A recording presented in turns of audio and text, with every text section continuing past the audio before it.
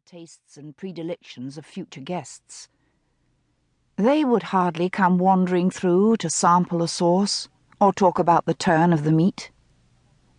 So the kitchen had been left alone, just as Gowan remembered it from his childhood.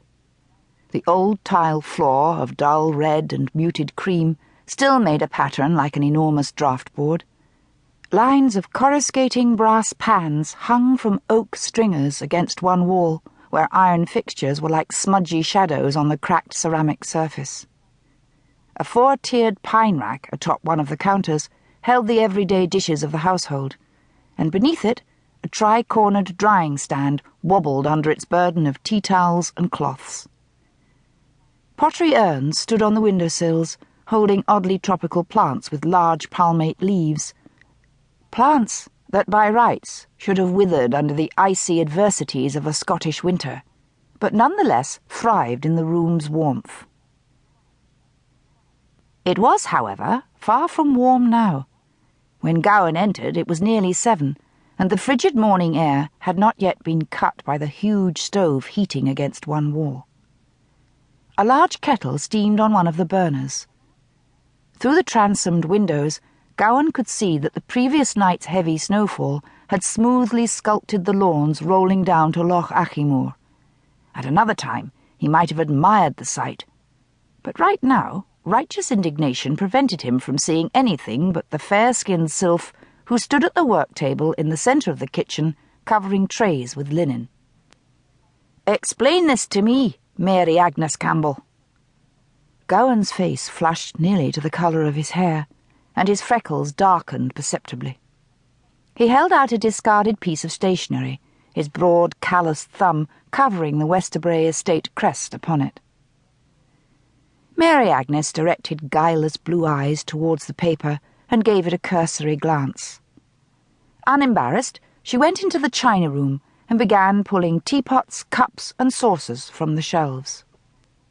It was every bit as if someone other than herself had written Mrs. Jeremy Irons, Mary Agnes Irons, Mary Irons, Mary and Jeremy Irons, Mary and Jeremy Irons and family, in an unpractised script up and down the page. "Wha aboot?" she replied, tossing back her mass of ebony hair. The movement, designed to be coy, caused the white cap perched rakishly over her curls to fall askew over one eye. She looked like a charming pirate. Which was part of the problem. Gowan's blood had never burned for a single female in his entire life as it burned for Mary Agnes Campbell. He had grown up on Hillview Farm, one of the Westerbray tenant holdings, and nothing in his wholesome life of fresh air, sheep, 5 brothers and sisters, and boating on the loch had prepared him for the effect Mary Agnes had upon him every time he was with her. Only the dream of some day making her his own had allowed him to keep hold of his reason.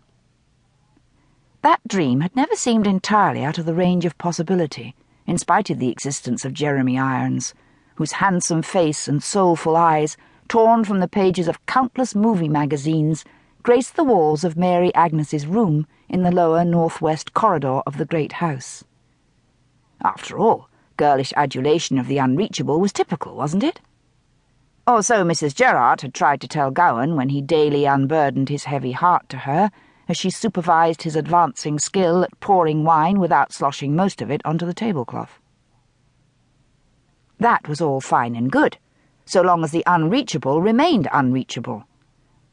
But now, with a houseful of London actors to mingle among, Gowan knew very well that Mary Agnes was beginning to see Jeremy Irons within her grasp. Surely one of these people was acquainted with him, would introduce her to him, would let nature take its course from there. This belief was attested to by the paper Gowan held in his hand, a clear indication of what Mary Agnes felt the future had in store for her. "Wha aboot?" he repeated incredulously. "You left this lying in the library, that's what aboot." Mary Agnes plucked it from his hand and shoved it into her apron pocket. "You're kind to return it, laddie," she replied.